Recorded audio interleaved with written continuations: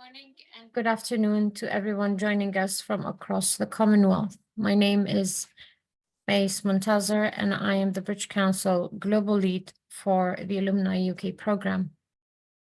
Welcome to today's panel discussion on redefining gender norms, empowering individuals to change stereotypes. As we gather here today, we recognize the critical importance of dismantling outdated gender norms and fostering environments where individuals are empowered to express themselves authentically, regardless of social expectations. Our esteemed panelists bring a wealth of knowledge, experience, and passion to this important conversation.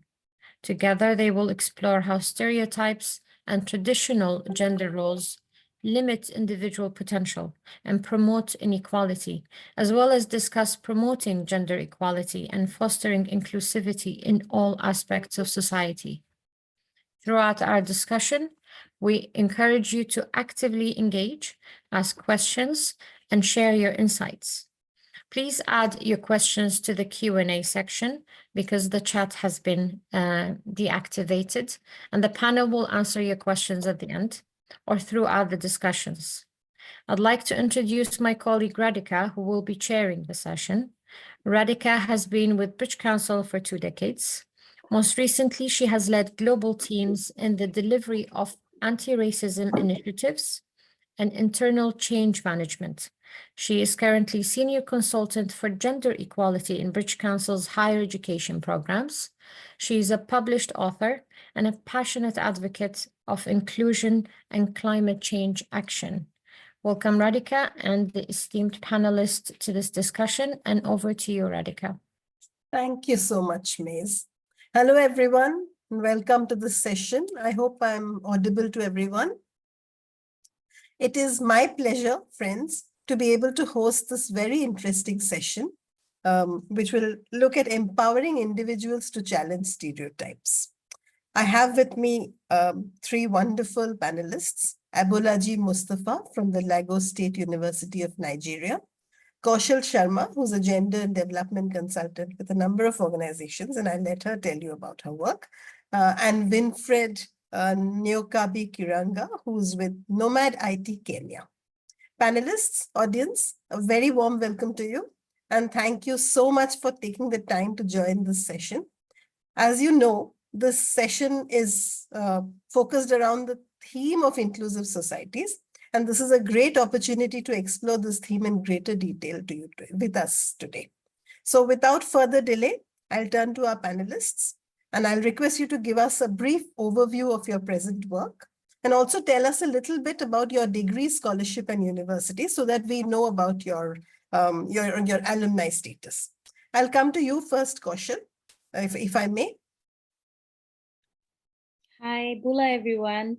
My name is Kaushal Sharma. Greetings from Fiji Island. I'm a gender and development consultant, and I've been working in this field of education, development, and gender space for the past 10 years. My focus areas has been around women's rights, feminist movement building, institutional mainstreaming of diversity and inclusion strategies and approaches.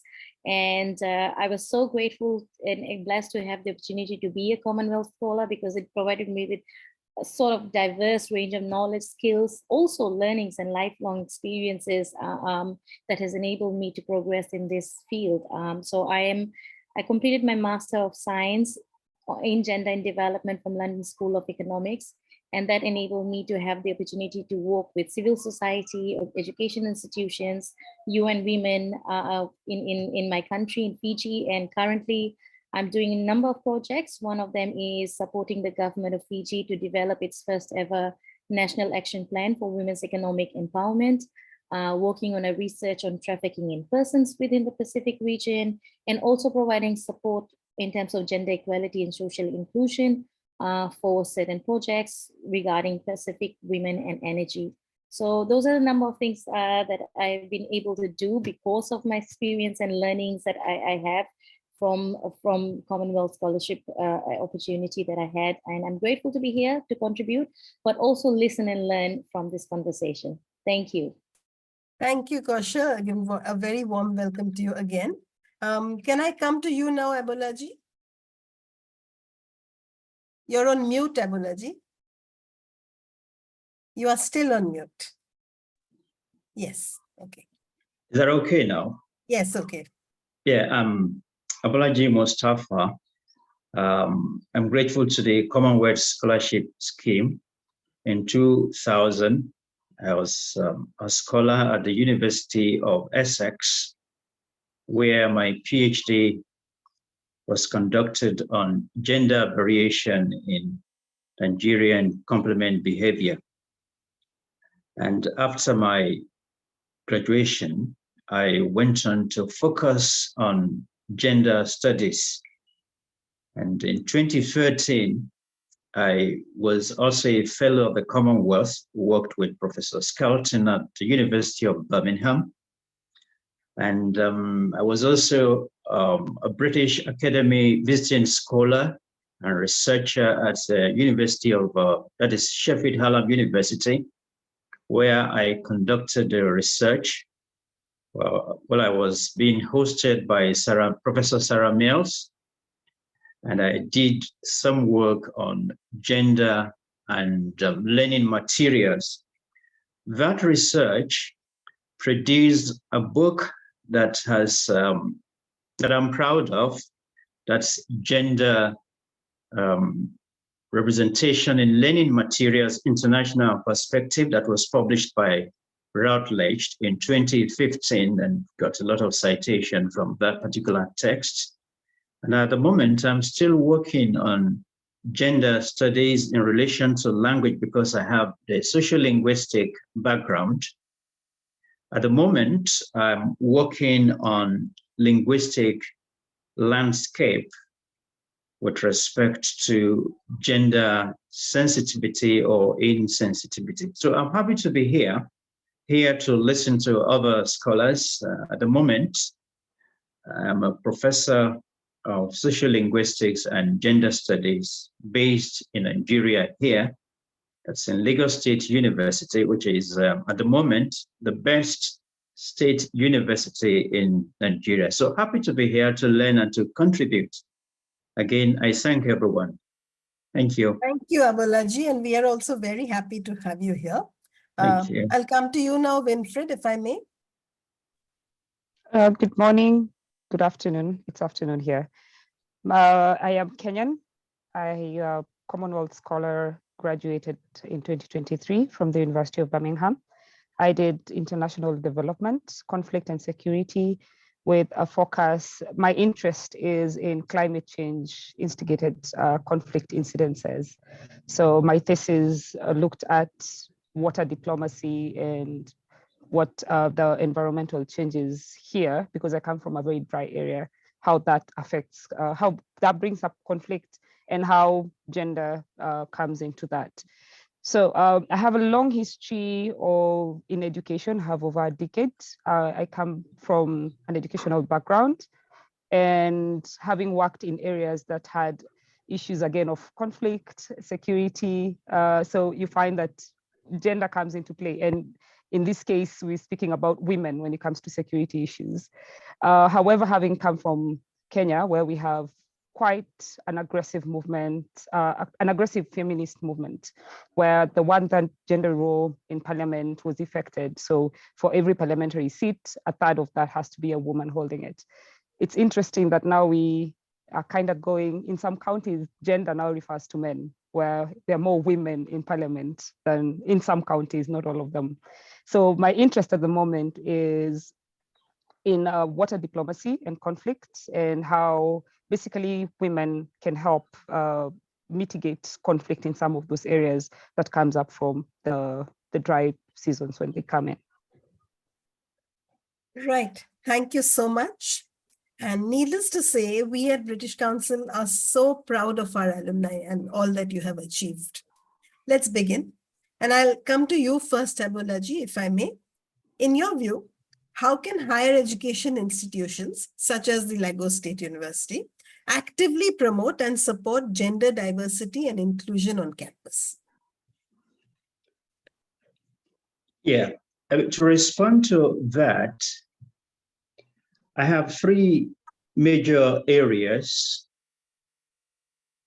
that will help to contribute towards promoting and supporting gender diversity and inclusion on campus.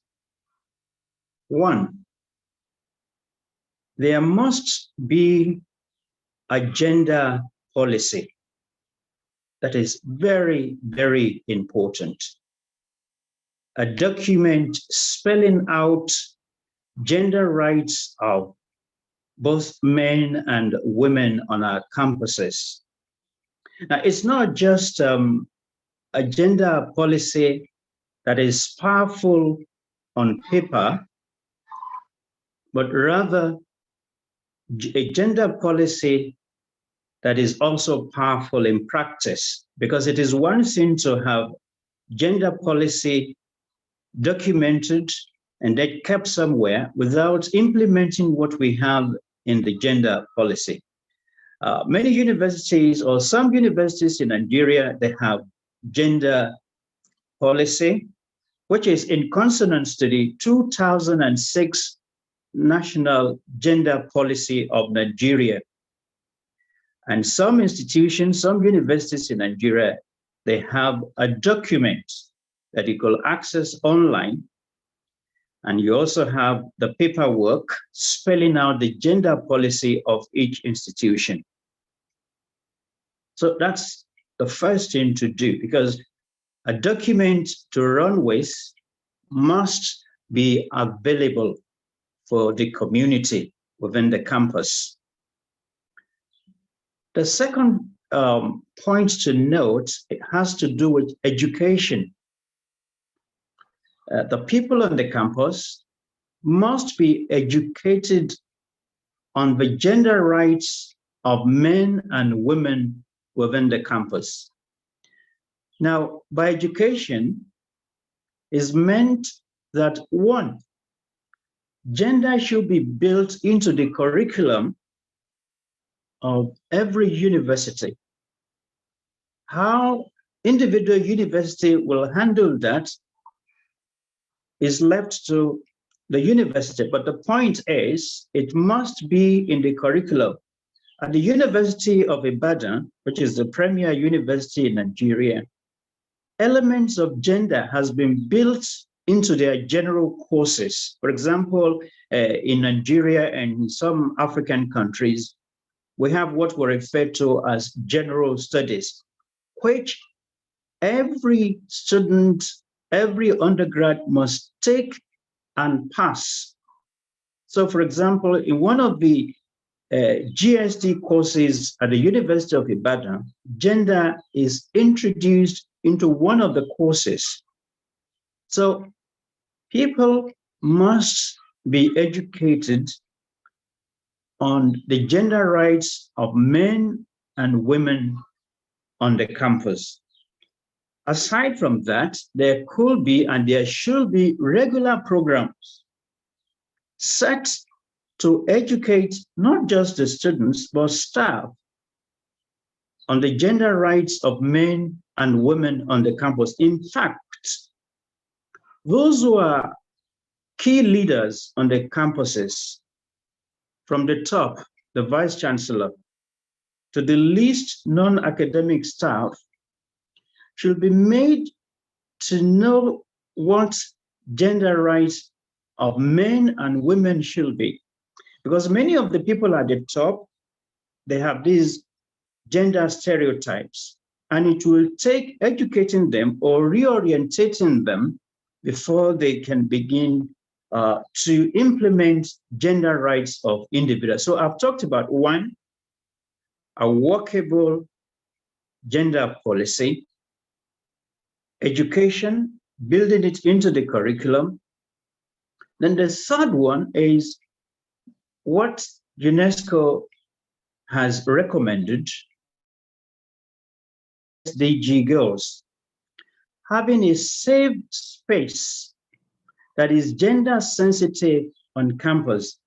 I mean, from my own socio-linguistic background, when we talk about linguistic landscape, we're talking about the billboards, names of streets, on campuses, names on buildings on the campuses.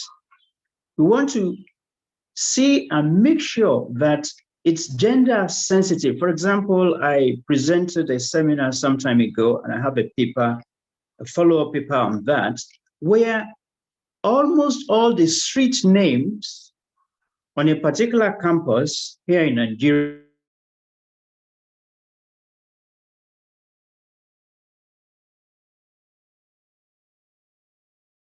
Okay, I think we've lost Abolaji momentarily. only two names reflect names of women. So that in itself is gender insensitive, that will make women on the campus see themselves as, oh, this campus is men's world. So number three, there should be safe space in terms of being gender sensitive. And then the last one I have here is there is a need to establish gender institutes on the various campuses. Some may term it Center of Gender Studies, where there will be constant study, constant re-examination, and assessment of how universities are complying with the gender policy they have on paper, and also conducting studies and possibly be awarding diplomats in that area. So very briefly, our higher education institutions can actively promote and support gender diversity and inclusion on our campuses by having a gender policy, educating men and women on the campus, providing a safe space, that is gender sensitive space on the campus. And then lastly, establishing Gender Institute or Center of Gender Studies that will continually promote gender studies and contribute towards respecting gender rights of men and women on the campus. Thank you very much. Thank you very much. Those are all very important points, from having a dynamic gender policy that is actually usable and put into practice, to awareness about gender rights, safe spaces, absolutely, and all very valid points.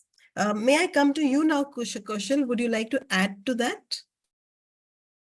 Yes, certainly. I think it's very, very crucial to recognize that universities are not just there to teach you technical skills, but I guess that there is more added layers to learning, especially when it comes to looking at issues of diversity, looking at issues of inclusion, and learning all of those things are very, very practical and very, very important part of an experience of being better prepared for job environment. And it often takes a whole of university approach if you want to talk about diversity and inclusion. So it's looking at student learning and teaching environment, looking at operations, looking at resourcing and how resourcing is done, looking at who's making the decisions and how they are represented, the percentage of representation of women in most of these decision-making spaces, especially in academia and university, is far less. And that has a lot of consequences to it. And I really liked what Abolaji said about having a gender strategy. And in my experience, what has worked really well is that when the strategy is accompanied with an action plan, because most often than not, strategies and policies are papers that, like Abolaji said, it just sits and collects dust. And having an action plan that commits specific interventions across all the university areas and aspects of higher education, and setting resources, setting timeframes, setting commitments, who's going to be doing what this year and how, and then reporting back.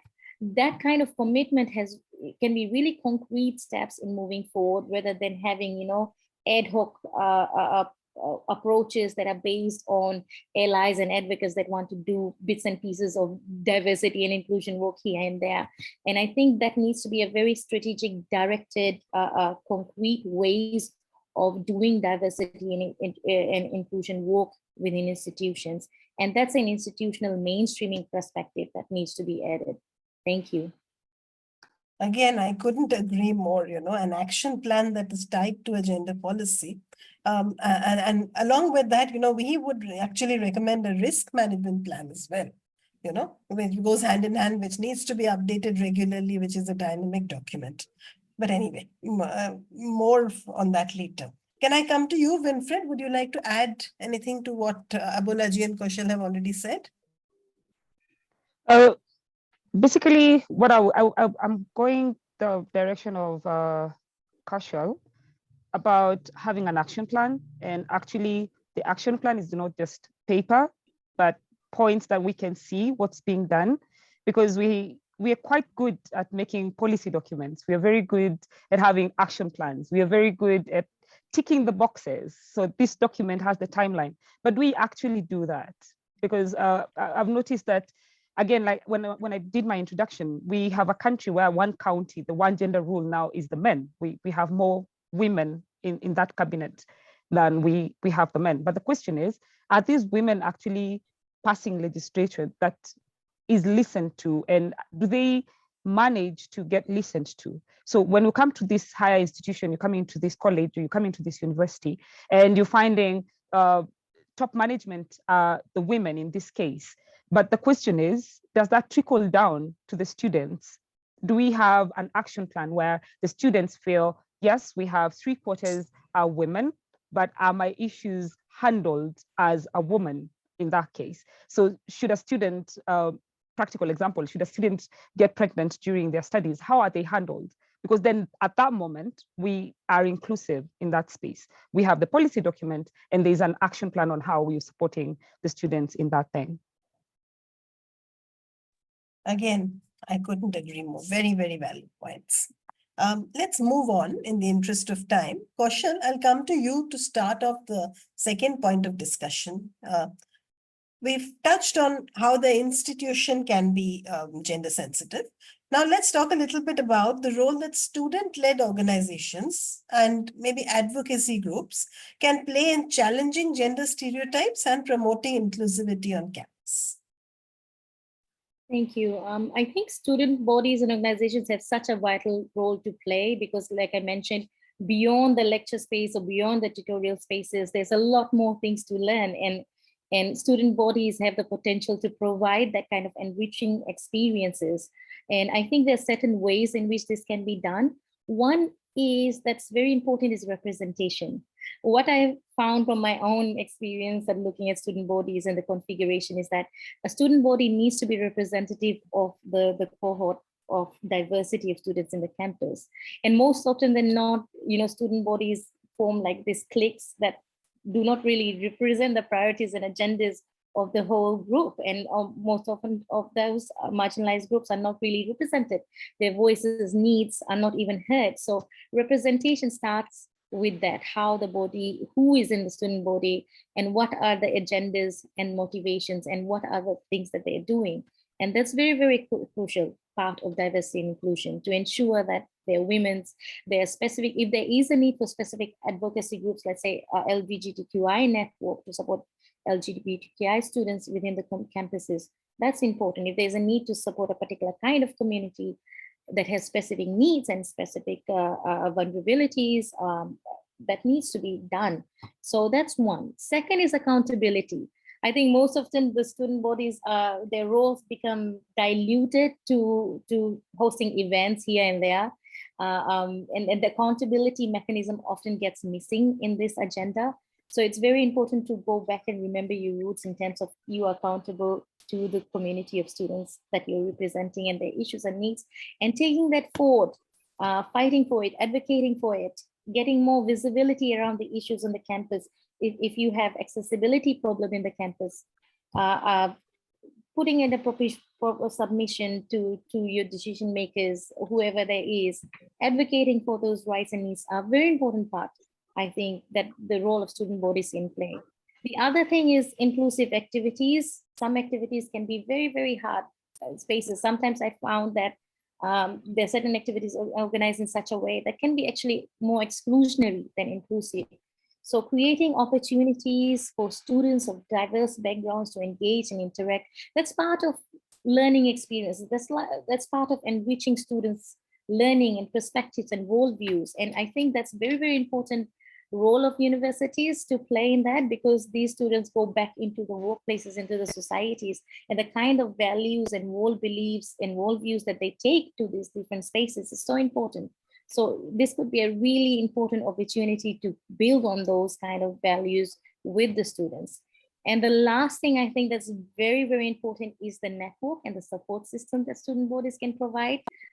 Personally, I think coming from Fiji, halfway around the world to UK to study, I wouldn't have been able to do what I did and to be able to successfully complete my courses if it weren't for my network of friends and community that I had. And I think for a Commonwealth scholar or anyone, a foreign student coming to a university, that kind of enabling environment, welcoming, safe, supportive, there are resources, there's information there. If you need any kind of advice, that kind of support system really makes a lot of difference in a student's learning experience. So those are some of the ways in which I believe that the student bodies can enrich and integrate diversity and inclusion. Thank you.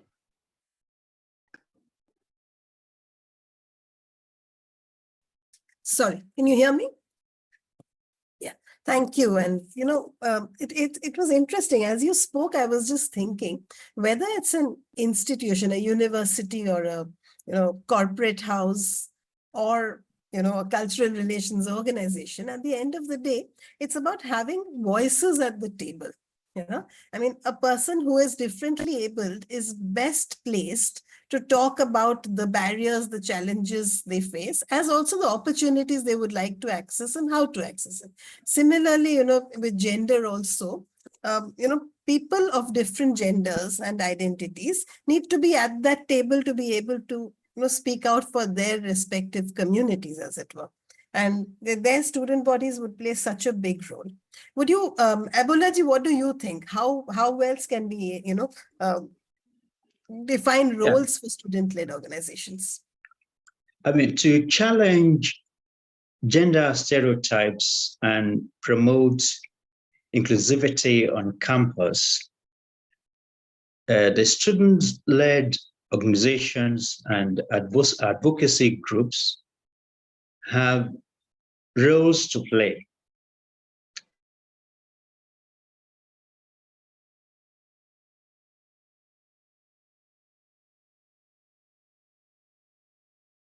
I think we've lost Abulaji. I'll come to you, Winfred. And Emma, if you can mute Abulaji until Winfred finishes, please. Yeah.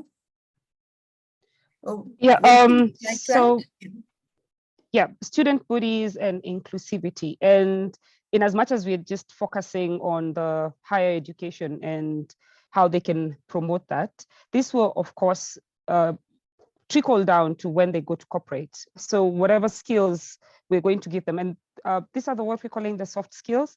So whatever soft skills that the student is able to come out with when they're going to campus, it will define how successful they will be out there. So when it comes to the student bodies, I would think in as much as we're bringing everybody on the table, we also need to empower them and to facilitate them so that when they're challenging these stereotypes, how do they do that in the corporate world as well? Because you find that in student-led organizations, when you're in school, there is a bit of security because you're in school. But now when you come to corporate and you come back with the same aggressive way of handling the staff and the inclusivity, then it becomes a problem. So while we're bringing them on the table, we need to also teach them how to, advance the agenda in a way that, again, this will be challenged, that we are conforming to the stereotype of the society. However, we do live in a society. So in as much as I want to bring in an LGBTQ proponent into the office, and this is a Christian-led organization, there will be pushback. So how do I bring this on the table and it's palatable to whoever sits on that table? And those, I think, are the soft skills that we really, really need to incorporate in the student body organizations when they're in school, because those members are going to advance that when they're going to into the corporate world. How to challenge the stereotypes. Depending on where you are. For example, I came from Kenya. I was a mom when I was coming to campus. So I'm employed and I'm juggling all this as a student as well. And you're coming to this table and you're thinking to yourself, oh, I have a family. And when I go home into my family, I am at this level because, you know, again, the stereotypes that are cultural and everything. So how do we handle, how do we include everybody depending on their background? Again, the student body is the best place to start with this. So do we have the representation for this? Do we have a mature student who is a family member? It can either be a man or a woman, it doesn't matter, but is that demographic represented? Because then it means when I come to campus and I get a call that my son back home is unwell and I have an exam coming up, how fast can this be handled? It's very different when I go to a student leader who understands what it means to have a sick child when you're away, as opposed to a student leader who is, quote unquote, a child themselves when they are 18, 19. So that inclusivity, again, when we're looking at these gender roles, because we automatically somehow, there's a natural progression on how we will handle stuff depending on your biology, one way or the other. It will affect how we'll handle stuff. So how have we managed, how do we enable the student body to bring together everybody from across the board, the representation in that particular university? I am thinking in almost every African university, PhD students might be mature students. They're probably family members. They have families at home. So do we have that representation on the student body? Are they comfortable enough to be sitting on that body and not feel like they are being parents to everyone else there? And with the younger members in that body, feel that they can actually speak to the older members. And again, this is me being biased towards an African setup as opposed to a more European setup. No, I don't think you're biased at all, because the examples that you're giving actually exist in all geographies, to a larger, lesser varying degrees perhaps, but they exist, and I'm in complete agreement with you on this. Anyway, Abulaji, we lost you midway when you were speaking. So would you like to complete what you were saying about the role of student-led organizations and advocacy groups? Yeah, I mean, in their role in challenging gender stereotypes and promoting inclusivity on campus, there is a need to establish study and research groups. And the groups can help to sponsor such study and research groups, because you need to study how to challenge gender stereotypes, because it's ingrained in the people. In one of my papers, I suggested negotiation. You will need to negotiate with many of these gatekeepers of gender stereotypes, and you should also be educated, or so to say, armed with how to negotiate in order to avoid conflict.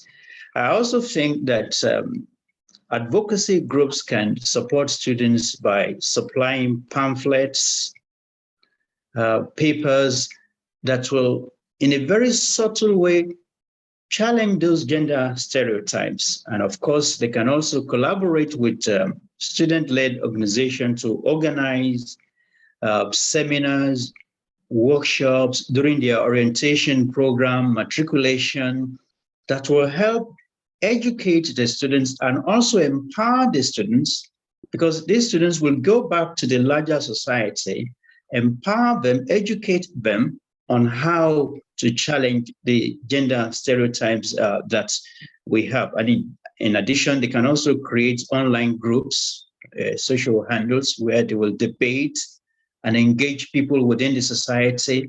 And there'll be kind of ongoing discussion on how to promote gender neutral norms, and in a subtle way, because it has to be subtle and calculative as well, to challenge gender roles or gender stereotypes. It's not very, very easy. I mean, I need to stress that point, that the gatekeepers of these gender stereotypes sometimes are adamant. And you need to negotiate with them in such a way that they will see what you want them to see, and that will make them to shift ground. Because when they see the benefits that we'll get when we dismantle these gender stereotypes, they'll be able to key into this gender neutrality and inclusivity that we're talking about, not just on the campus, but within the larger society. Thank you.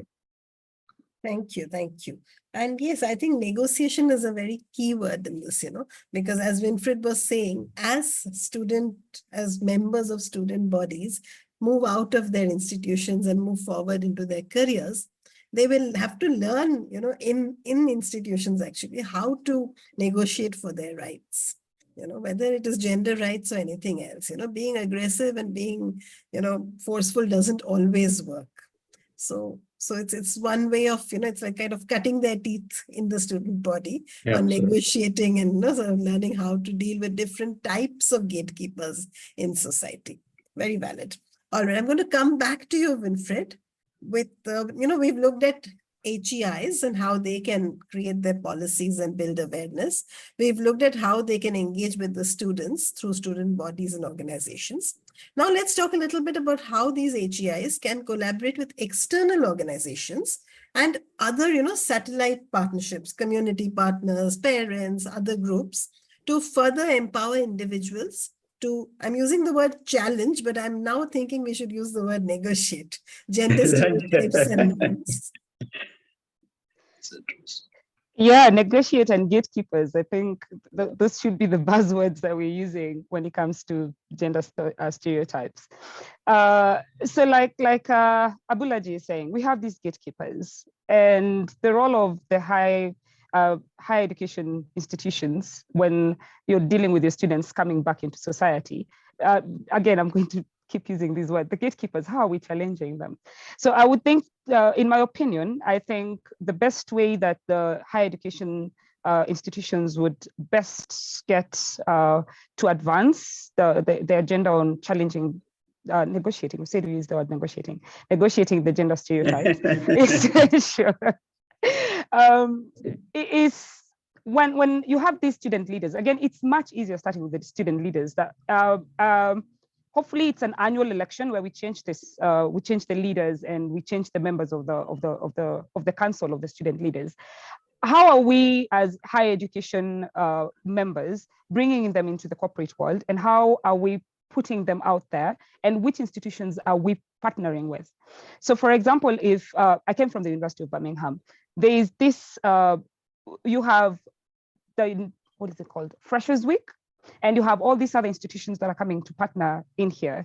How many of these are women-led organizations? How many of they are marginalized groups or underserved groups that are coming into this? So will the higher education, because one of the best ways is when you're having these fairs, invite in these other organizations that are dealing with gender roles or are dealing with gender issues. So do we have, right now in our country is very big on menstrual health, and it's very big on femicide. So do we have these partner organizations when you're having Freshers Week that are coming to university and having a stand, and in that way they can talk to the freshers about, femicide, too many killings of women by students, boyfriend-girlfriend relationships going bad, and those kinds of, how can we avert that? So I would think in one way is bring in these institutions, that these organizations, let me call them organizations, into our institutions during these open fairs. Let them showcase their work. Let us not be afraid to bring these conversations into school, quote unquote. higher educations are still school. So how are we allowing these people to come and talk about their issues directly? They're practitioners. Kaushal here, she's a practitioner. The higher educations open to listen to her work as a practitioner and not just as a study, as an academic. We will study this, we will publish, we will have diplomas as Abulaji is speaking about it. However, we do need practitioners to come to the institutions and give the findings that are real, right? That when, in this number of girls in these schools, 5 of them did not go to school because they didn't have sanitary towels. How are we helping that? This is very different when it's coming from an academic and versus when it's coming from a practitioner. So I think the best way is the higher education needs to collaborate with practitioners and bring them to school one way or the other, and preferably during the open days. Let them have stands there and let them give their findings. As academics and working in higher education, I know there is the hierarchy of, we will always ask, how many papers have you published? How many students have you supervised? However, have we talked and listened to that old woman in the village who just helps rescue girls from early marriages or from female genital mutilation, depending on the culture they're coming from? She might never have gone to school, but she probably has way better skills on how to mitigate that crisis than me, who will, have 2 master's degrees and a PhD on the way. So bringing practice into academia, that would be my best approach in how to challenge these stereotypes and see what we can do and what we can borrow from the practice, regardless of the educational background. Yeah, so what you're saying is, bringing practitioners, CSOs is what I was thinking of, civil society organizations, to meet students, and the university, acts as a platform, as it were, using their different channels, open days, freshers, farewells, and so on, to help students start thinking about different issues, issues that they may not even have considered in the first place, or they may have but don't know enough about. And, just thinking back to my own student days, it was very long back, but, the lectures by, by practitioners, by people who ran orphanages or people who ran, shelters, was in fact so much more interesting. And forgive me for saying this in front of an academic, but, was often quite more interesting and well attended than the official academic lectures. It's because one can engage with it, one can identify with it in many ways, because it is a part of society. So yeah, wonderful point you just made. Can I come to you, Kaushal? What do you think?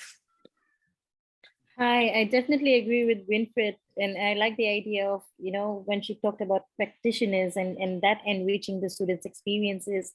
And that's very, very crucial part of learning and student opportunities. I think that the civil society, disabled persons organization, LGBTQI organization, when they bring their wealth of technical expertise and solving problems in real time into a learning environment, that can be very enriching. And I think it's a good marriage to have programs that are continuously, engaging these organizations. Development agencies have resources, CSOs have technical expertise. You bring in students that have technical experience in different fields. You can solve problems. You could come up with innovation hubs, accelerator programs, internship opportunities that look not only at technical expertise, but social and justice issues, access to rights. Bring in the accountants from the accounting department, accounting students, to talk about mobile learning, access to digital technologies, or e-commerce platforms for women in X country or Y country. So you have so much opportunity to connect and coordinate resources, technical expertise to solve issues of social injustices. And I think that's important. Oh, absolutely. You said internships. I was even thinking about volunteering opportunities for students, and how enriching that would be as an experience for them to be at university, perhaps in a different country, and then go and see how a CSO handles a particular issue there, and then go back to their own country and think about how can I address this issue? What can I do to help my communities? Abulaji, would you like to add anything? Yeah, I mean, the point that is being raised in this third question has to do with the gap between the gown and the town. That is, the gown that's the campus, and the town is the society. So we need to collaborate. That's very, very important. Universities are not just that high towers that are independent of the society. What we do should impact on the society. In fact, we need to collaborate. And these are the areas that come to mind. Number one,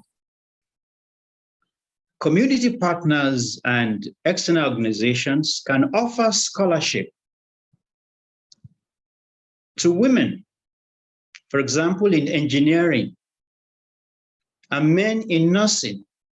That way, in a very subtle way, you are challenging gender stereotypes that says that women are for nursing, men are for engineering. So offer scholarship to women who are ready to read engineering.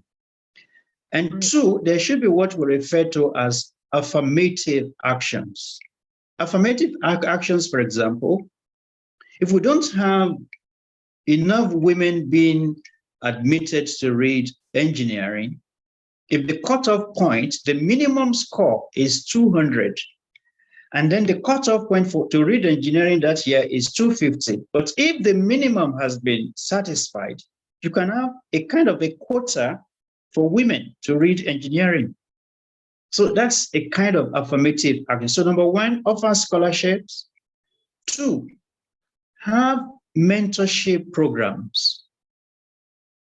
Mentorship programs where students will be under the mentorship of organization outside, and they are being groomed. And as soon as they leave the university, they move into the society and then they get a work. So mentorship program. And in fact, women who are accomplished in their careers should take women, students on the campus, and mentor them.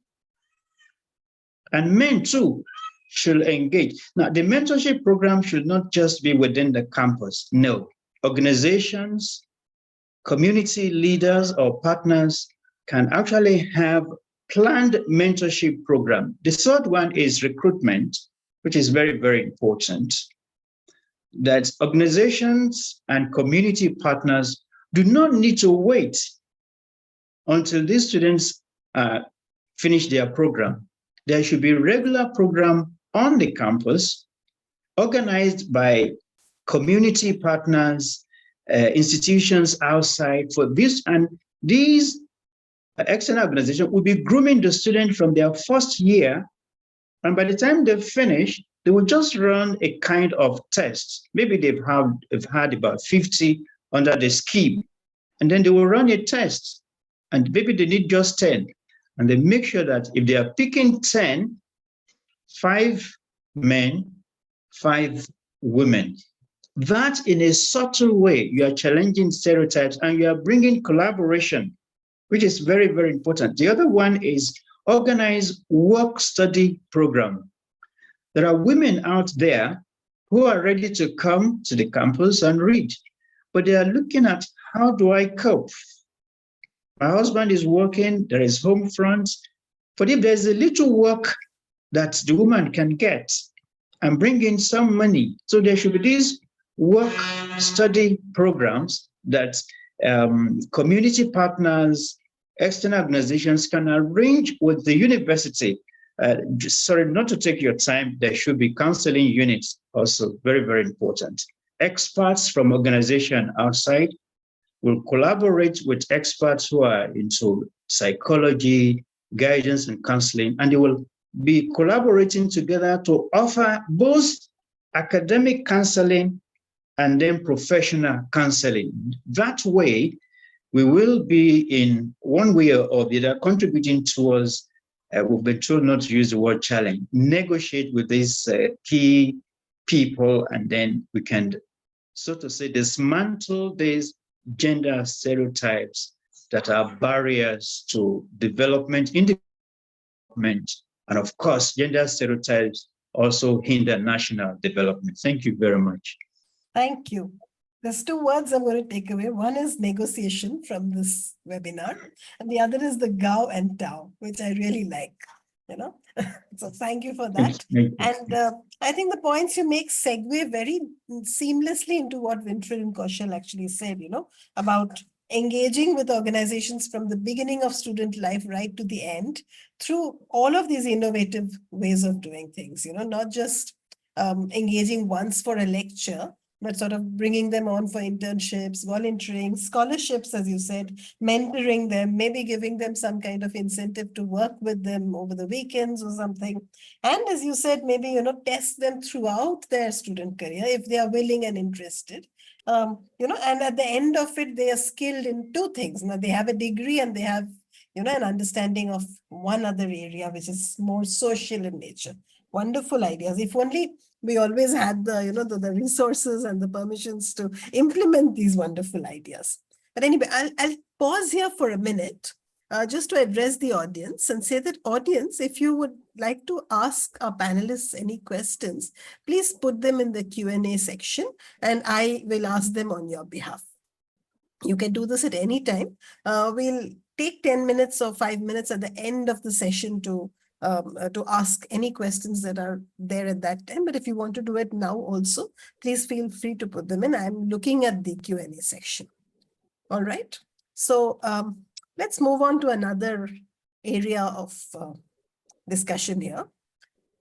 And I'll come to you, Kaushal, if I may, to start this. What initiatives do you think higher education institutions can implement for individuals who identify outside traditional gender norms? Now, we talk a lot about male and female, but you know, there are so many others on campus and they also require a safe and supportive environment.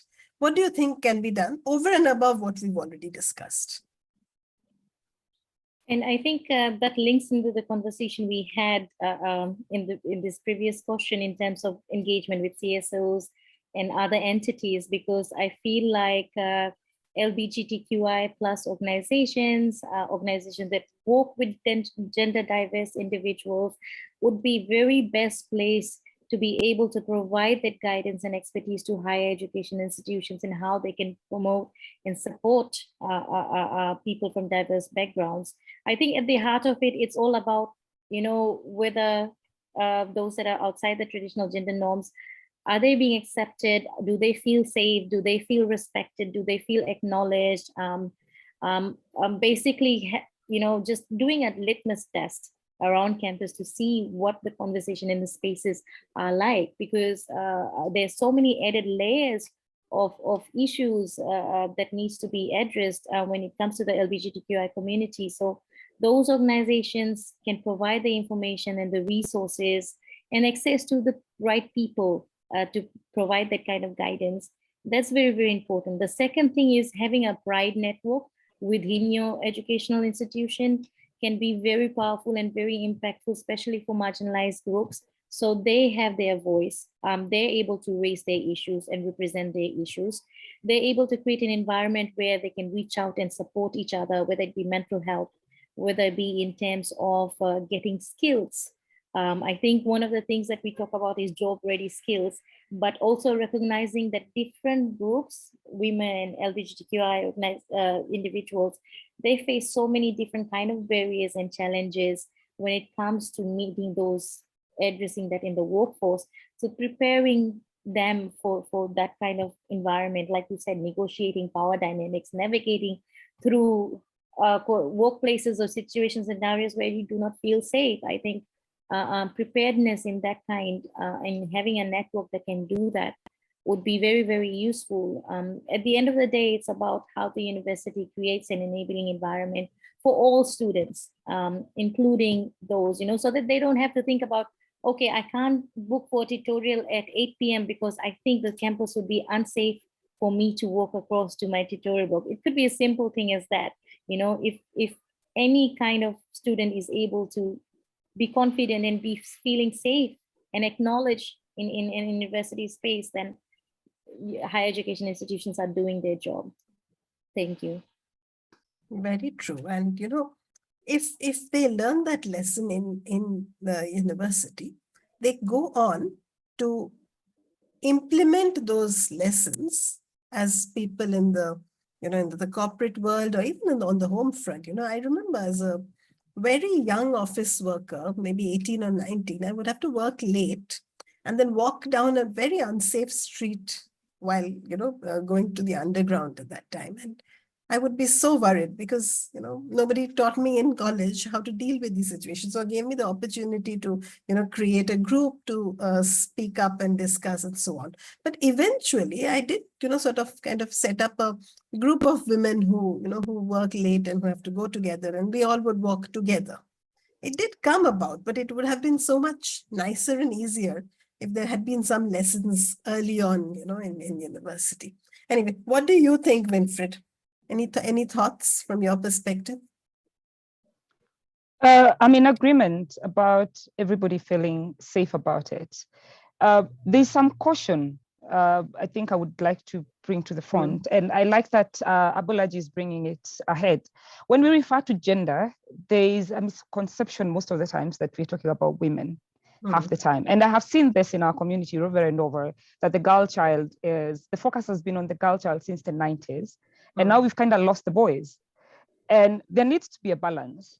So when we start discussing gender, and again, I really like and admire what Abolaji is doing. He's balancing this out. When you're giving a girl a scholarship to go to engineering, you're giving a boy a scholarship to go to nursing or home care, or it's either home care based is what is frowned upon, or early childhood education. No boy wants to do that. So when you balance this, then I believe we will be on the right track, because there's been studies over and over again which shows that most of the times the group that feels very unsafe and the group that is insecure is because there's a group that feels has more power or is ignored. It can be either or. They have power, or they're so ignored that they kind of lash out. We are not supporting that. I am not in support of anybody being violent. However, we need to also think about what effect we're doing or how we're bringing this around, because we might run a danger of, as we're trying to be inclusive, then we start being exclusive eventually. So there needs to be a balance when you're looking at inclusivity as well. Absolutely, absolutely. And that brings me to a question for you, Abolaji, rather than, talk about this itself. Do you think HEIs are well placed to do gender analysis in some of these contexts? Maybe not all of, but some of them. Could you please take that one more time? Higher education institutions, do you think they're well placed to conduct gender analysis in some of these contexts? Different gender groups, for example. Yeah. I believe, but as I did mention earlier, higher institutions should not see themselves as an island. We need to collaborate with organizations outside, but definitely, the research work has to be initiated by our universities. We need funding. And sometimes we may have to go back to the organization outside. So they should also be willing to fund some of the research we're talking about. So number one, the universities are well equipped when they are well funded to conduct research in all these areas. And of course, the outcome of the research should not be limited to conferences. We should be able to provide guidelines that will help the town to take the outcome of our research and implement. And that may also mean that we shall seek audience in our lower and upper houses in the parliament. We should not just be contented with going to conferences and giving fantastic outcome of our research. We should seek other media where we'll be able to communicate, not in the language of the academia, but the language that the people outside will understand. So that, again, let me put in that word, what we're doing under the gown, we're taking it to town to benefit the society. And it is when the society sees the improvement that our research is contributing, that's when they will appreciate us more and they will be willing to fund more. So definitely, the university is in the best place to conduct research in this area, but they mustn't be doing the research as people separated from the people in the town. Thank you. Again, HEIs are not standalone institutions, of course. Yeah, Okay, we have a member of the audience, Ojo Osagi Olumuyiwa. Apologies if I'm not saying your name right.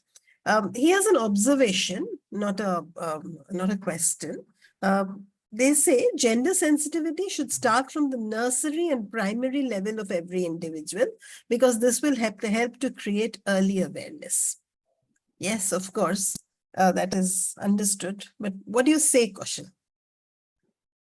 in this context? Would you like to I reply? do.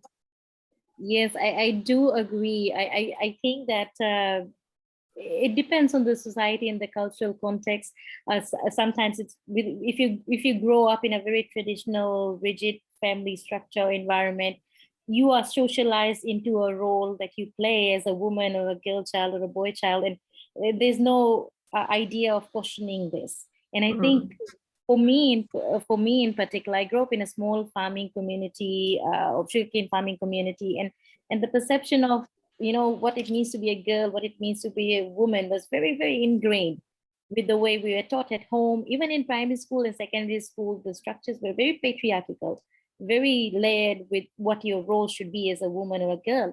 And I think the higher education is the space where I got the opportunity to question this. Okay, this is how I've been operating as a person, but I'm learning new theories, I'm learning new things about, and I'm having the critical thought of questioning, why am I part of these roles, you know? So that critical thinking and lensing came a bit late to me, you know, in that space. It depends on the level of access you have to information and the privilege that different groups have. Or even if you have parents that are teachers or educators, the way you brought up is completely different from being a farmer's daughter. So everyone is in a different kind of learning journey. And for me, my personal motto is you learn, you unlearn, you relearn, you're constantly learning as you go along. Thank you. And meet more and more people, you know, that's how it broadens the horizons. Winfred, would you like to add to that? Yeah, just to build on her experience growing up, where you find that in real life, you know, we grew up knowing a woman is supposed to, you know, have children, take care of the home. But then what happens when you do go to university, you get a job, get married to this person, they have a job, you go home, live happily ever after, but 6 years later, they lose their job and you get a promotion and you're a woman. How do we handle this? So again, these are the lessons and the sensitivity that comes in when we bring in the civil society groups. So oh my goodness, Olumuyiwa's observation is valid. But depending on where we're coming from, sometimes it's just impossible to do that. Because again, the cultural upbringing and the cultural, to use Abolaji's word, gatekeepers, how receptive are they to this challenge that now this woman or this girl can actually be the breadwinner at home because stuff happens and her husband can lose his job. Or God forbid, the lady loses her life when she's giving birth and the man is left with a 1-day-old baby. And now they have to take care of the baby, but the man was taught he's not supposed to take care of the baby or change nappies or, you know, wash a child. So those are the cultural stereotypes that unfortunately we are not able to do that in the very young ones. But when you go to higher education, then the reality, you get faced with the reality. And I believe in as much as we will bring in these lessons and classes and make a module in university where we will study gender as a subject, having to practice it, having to interact with groups that have done this and with groups that have gone through this. So do you have these young fathers who are bringing up young children by themselves? How are we interacting our students with them? So the reality of bringing higher education experience versus real life experience. So I believe in that way, then we will be able to negotiate and not challenge the gender stereotypes. I'll come to you, Abulaji, as well. Would you like to reflect on what our member of audience said about it starting early on, as early as possible? Abulaji, have we lost you? Okay, I think we have lost him. Okay, let's move on to think a little bit about practical examples. I'll come to you, Abulaji, you're back. Okay, so then let me come to you first. We were just talking about what are some of the successful examples of initiatives or programs in higher education that have effectively promoted gender diversity or empowered individuals to challenge stereotypes, negotiate stereotypes. Lesson learned on that one. Can you think of any examples from your university? Absolutely. I mean, we have the gender center at the university, that's Lagos State University. And they've established groups at the faculty level, at the departmental level, where they have representatives who will listen to marginalized students, staff, and then will report to the center, that is the gender center. And I see that as a very pragmatic move to ensure that people who are marginalized in one way or the other, they can speak out, because very often the disadvantaged group are not given the voice. So that initiative, it's very, very encouraging, whereby whether you are staff, a student, you have your representative that you can speak to, and that your representative will represent you at the larger forum where your voices will be heard and your matters will be taken up. But just a little bit on starting gender sensitivity at the nursery level. At the moment, studies that we're doing, I mean, you can go online to see some of my works and those of my colleagues. These children at the nursery level, they don't take in everything you say. They negotiate what to take, one, from the learning materials, two, from the classroom discussion of the teachers. And of course, most of the texts we have now, we are trying to make them gender sensitive. So do not see the nursery children as, of course, everyone is born a male and a female, and society does the dressing to make one masculine and feminine, but children are not robots. They negotiate what to take away from textbooks, what to take away from the teacher's conversation, and then they now enact their own identity. So it should start from the nursery. So the children too are involved, just as the teachers and the learning materials also contribute to the making of either masculine or femininity. But the point being stressed here is that children are not robots. They determine what to take away and what to reject from what teachers say, from what they see in textbooks. Thank you. Thank you for that, Abulaji. Thank you. Before I come to the other panelists, I just want to again address the audience and say, you know, regardless of whether you're a member of faculty or a student or someone in the corporate world, we'd like to hear from you also about, you know, examples of initiatives that have effectively promoted gender diversity in your space, and also about examples of initiatives that empower individuals to challenge stereotypes. So if you have any ideas, suggestions, or real life examples, please feel free to put them in the Q&A and we'd like to discuss them here. You know, feel free, absolutely free. This is a safe space to talk about these things. I'll come to you now, Winfred, if that's okay, to hear about some examples from your workspace. Most of the examples that I would have interacted with are not, sadly, from the higher education institutions. They are basically from the advocacy groups and the civil society groups. We do have a lot of gender studies, universities offering gender studies as units, as modules. So from master's level, actually, all the way to certificate, all the way down to certificate level.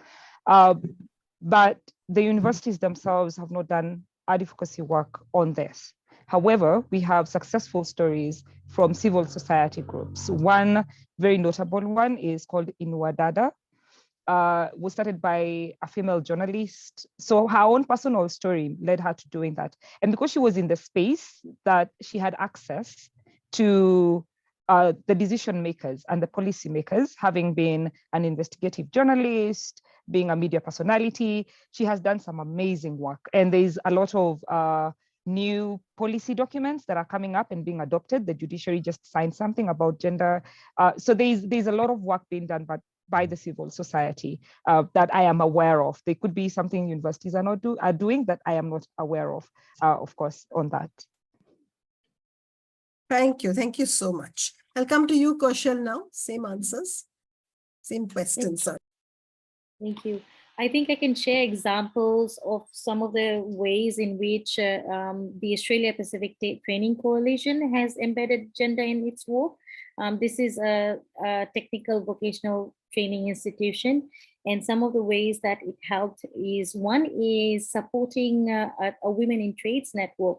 So in PNG, as in any other country, trades is such a highly masculinized space, and sometimes women in those trade spaces have a lot of issues, whether it be access to opportunities, the kind of work environments they have to deal with, and in recognizing that, APTC came up with this in supporting all of their women alumni as well as the women in trades to create this Mary Tradies network in Papua New Guinea to create a supportive environment so that women in trades could meet, they could network, they could also try and advocate and push for workplace changes, policy changes, provide career advice, mentoring, guidance, and counsels, basically providing a space that can help women in trade centers. The other thing that APTC did was to create a network of staff. Sometimes staff also need support as well, which is very, very important that you have it for students, but you also have support for staff. So Women Affirm Women group and Males Advocacy Network group was very crucial, especially during the COVID time.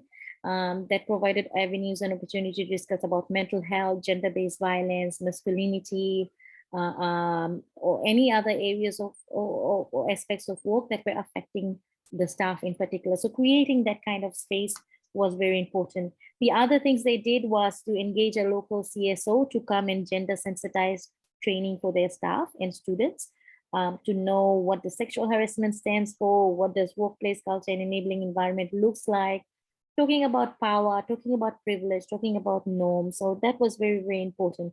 Even simple things as doing sign language training for reception area for their staff, providing internship opportunities for persons with disabilities.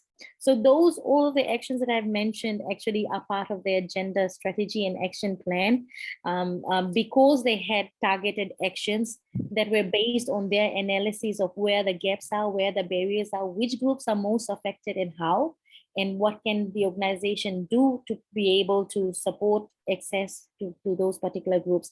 Based on that, they came up with the actions and then they prioritize those actions throughout the years. And those are, I guess, some examples from that particular scenario. Thank you. Very valid. For the British Council, I can say, we have a very robust set of initiatives in this space, and they're dynamic, they change all the time. But we have working groups, and we have communities of practice that have members from all over the world, because we are such a large organization, 110 countries we have a presence in. We have very strong policies for most of these areas, including bullying and harassment and speaking up and so on. But we have mentoring programs both regular mentoring programs as well as upward mentoring programs. And most importantly, every office, every group has has a safe space to speak out in without fear of punishment or harassment, which brings us to the question of harassment, discrimination, and violence. I'd like to ask you, Abulaji, come to you first. What strategies can be employed to address issues of harassment, discrimination, and violence based on gender identity or expression within higher education institutions? That was a rather large, long question. Would you like me to repeat it? Yeah, I mean, that's fine. That's fine. That's fine. We have a center on my campus that takes care of the, and it has a director and assistant director, and they have platform where you can lodge your complaints. And as I mentioned earlier, they have representatives in all the faculties, departments, among student unions, so where you can report, and then you have a body that will look at complaints and then will recommend to the Senate appropriate sanction where necessary. Regularly, the unit organizes programs, seminars, workshops where members of the university community are enlightened on what sexual harassment and the rest are. And then regularly too, we have research being conducted by members of staff who will do what we call networking. They go underground and then try to find out, because sometimes many of the harassed people, they don't come up, they don't speak up. So we have people working for the center who go underground or do through networking where they get information and complaints. And these are handled regularly by the university. In fact, the vice chancellor, a woman, Professor BME, she's she's a very key figure when it comes to sexual harassment. She doesn't condone it at all. And she's made that clear to every member of staff. She attends many of the meetings, and then the director and the assistant director, they are working very hard. In fact, the university has been rated very high because of its stance on sexual harassment or gender-based violence. And I mean, what we just need to do now is to have a word with the management on how to come up with a pragmatic gender policy that will be placed in the hands of members of the committee. Of course, we have pamphlets, but we yet to have a document that we can tag gender policy. Thank you. Thank you. Do you have training for faculty and staff as well? Yeah, we do. We do, but organized by the center. Organized by the center. And of course, in my own department, I teach gender and language, and I'm working on introducing gender and education into the curriculum of those in the Faculty of Education, so that teachers too will be taught on how to handle gender matters in the classroom. Yeah. Thank you. Before I come to Kaushal, friends, I must apologize for the wagging tails in my background, even though it's blurred. There are two dogs in the room who are behaving very badly and, sort of jumping around behind me. My apologies. I'll come to you, Kaushal, now. That's all right. Yeah. Thank you. So I guess it's multiple layers. Starts with policy, whether you have a sexual harassment policy, whether there's a zero tolerance on gender-based violence and sexual harassment in your campus. And then comes the advocacy and awareness and information parts. Do all students know where to access information and resources and what to do when something happens? And the other layer is, do students feel comfortable reaching out? I think when it comes to preventing looking at prevention side of things, that's where advocacy and awareness is so important, especially when we talk about gender-based violence. We tend to talk about resources, information, access to justice, but we need to engage men and boys more in these conversations. And also, how do you be an active bystander? Like if you see something happening, what do you do about it? And that's very, very important, because if you silence it, if you ignore things that are happening, and you know someone is having this issue, how do you deal and negotiate in that space for many of the students? Because there's sometimes power dynamics are different, and it can be a scary thing to take a stand. And so all of those aspects are essential to cover. Thank you. Sorry, thank you. Now we have a member of the audience, Lynette Ochieng. Thank you, Lynette, for your question. Lynette wants us to address masculinity as an emerging issue and discuss male inclusion in the equality agenda. I'll come to you, Kaushal, first, if I may, and then we'll go around the table, because this is an equally important area of discussion. May I come to you, Kaushal, first? Thank you. I think that's a very important conversation to have, to engage men into the agenda or into the discourse around what does equality or equity stands for. Usually what happens is that when majority of the development space, if I speak from my experience, is that we focus so much on addressing gender-based violence, we focus on women, we focus on access to justice or institution side, we forget the other half of the population. And it's very important to have this conversation, because I feel like men are as much victims of patriarchy as women are, because you also, as men, are also confined to certain standards that they have to follow. Okay, men don't cry. They're not culturally taught or socialized into how to express feelings, how to express emotions, how to prove an opinion. So violence becomes a common norm, a common practice in the way in which men often express themselves, because that's how they've seen it happening within their families and communities. So talking about masculinity and talking about masculinity in various ways, what does toxic masculinity look like? And that's the conversation we need to have.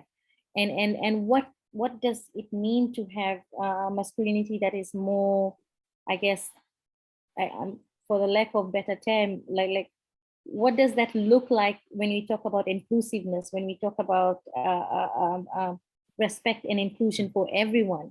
What does that masculinity look like? And that's the kind of conversation we need to have to unpack the narrative around masculinities and men and how they should behave, act, their stereotypes and norms that they also embody.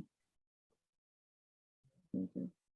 Yes, yes, absolutely. And, I'll come to you, Winfred, because I remember very early on in this conversation, you touched on it when you said that from the 90s onwards, the focus has been more on the girl child and women and girls than men and boys.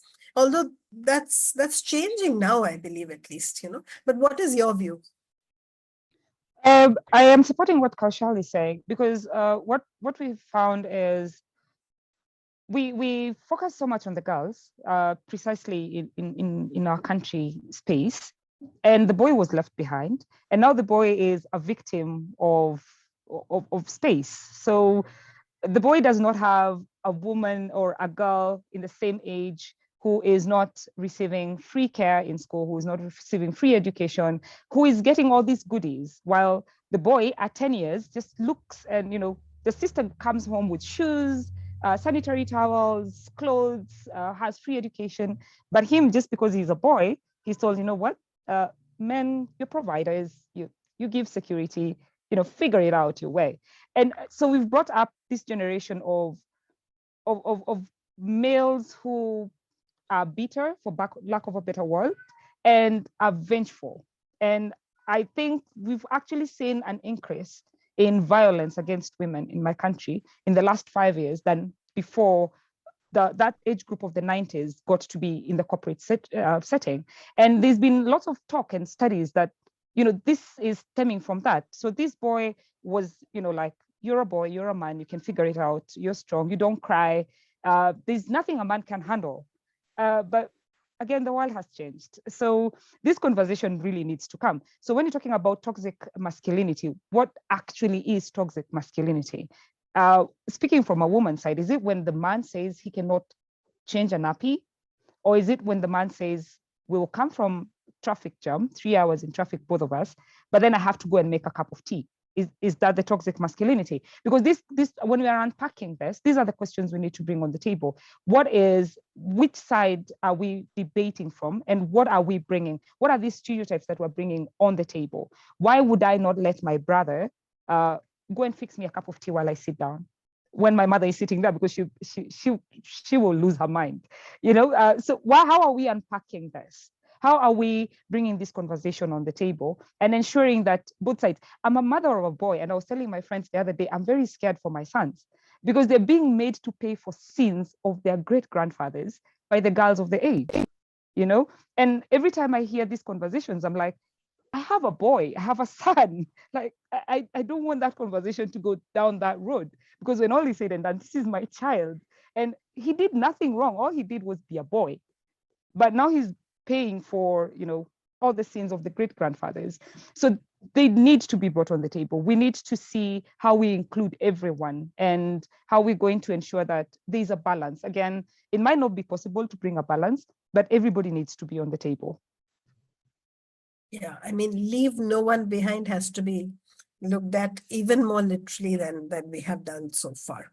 But yes, masculinity is a very, very emerging issue and very, very critical issue. We have another question now. So I'll come to you, Abulaji, with this question. And it's a slightly complex one. How best do you think gender issues can be handled in a religious context? Now, this question comes to us from Olu Wasegun John Jegede. And I'm just going to read the question again.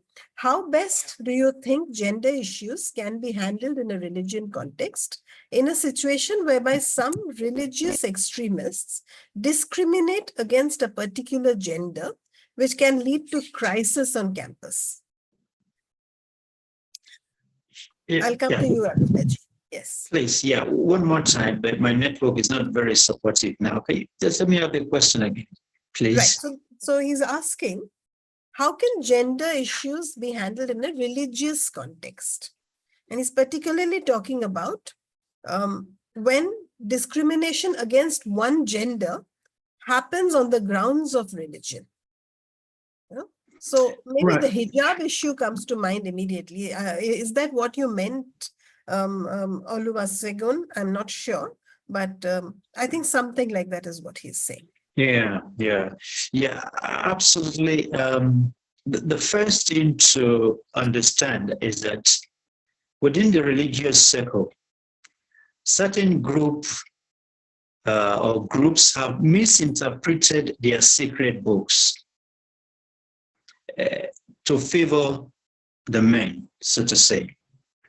So that if you really have experts who are unbiased with what their sacred books talk about, you will see a very high respect for both men and women in the major religions of the world. I do not want to mention any religion. This is an international forum. But my understanding is, one, there are groups in the various religions who have misinterpreted and manipulated some of the sayings in their sacred books to favor the men. So I think, so if we are to address such matters, it comes back to negotiation. People who are going to negotiate must be people who are lettered or educated in the core values of those religions, so they will be able to engage the people who are, so to say, gatekeepers of these gender stereotypes that they have come up with from the sacred book. So number one, it's still this point. I did a paper on the xenofathered daughters of the Bible, that is in the Old Testament, where the daughters were told that they cannot inherit their father's property. These daughters negotiated with Moses. Initially, they negotiated with the elders in Israel, and then the elders took the matters to Moses, And then Moses took the matter to God. And God said, the daughters were right. You can go online for the paper. It's an analysis of the biblical narrative. It has to do with reclaiming gender rights. That's the title of the paper. So they used what we call negotiation. And the point is how to go about it is, if you are going to negotiate about these abuses, number one, negotiators must be educated in the culture of the religion. They must understand the religion very well, and then be able to engage the leaders of the various religions, and then be able to move them, as it were, because by the time you negotiate with them on the platform of the religion, you're not bringing in, this is what is done in the US, this is what is done in the other religion, but you're going by what you have in the books. That way you can do, but aggression, some of our feminists who are radical feminists, that may not work in religious setting, because the people who are there, they've been there for a very long time, and their minds are set. So you need educated negotiators who will be able to negotiate with them on their own platform. And that way it will, but it must be subtle. It must be subtle. That's very, very important. And it must come from people who understand the culture of the religion, the books of the religion, and how to navigate around what you have in the holy books and bring the people from their shell in order to dismantle those gender stereotypes. It's a very sensitive matter, and it must be approached in a very sensitive way and careful way, so that it doesn't lead to chaos or upheavals in the various religions. So novices should not be engaged in that kind of negotiation table. No. Must be people who are mature, people who are lettered in the books, and people who are also sensitive to the culture of the people. But definitely, negotiation will work. That's the point. Thank you. Fair point, and that's a really wonderful answer to a very complex question and practice behind that. Now, there are no more questions in the chat. Audience, if you have anything, this is your last opportunity to ask questions or pass on any thoughts you may have to the panelists.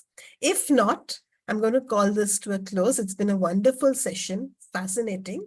I've learned so much, and I'm sure our audience has also really, really enjoyed this discussion, and it will be lovely to keep the discussion going on different platforms and forums. But Kaushal, Abulaji, Mustafa, and Winfred, thank you so very much for participating in this and talking to the audience so honestly and so frankly. It's been a pleasure meeting all of you. Thank you to the audience for being such a patient audience and asking such bright, intelligent questions without hesitation. And last but not the least, thank you to Robbie and Emma, my colleagues who are in the wings here, as it were, and who've made this whole session, go off seamlessly, technically at least. And to Mays, who was here at the very beginning, my colleague Mays Montazar, who is the whose brainchild this entire conference is essentially. So thank you, everyone, and I wish you well and have a great day, and good luck with everything. Thank you. Thank you very much.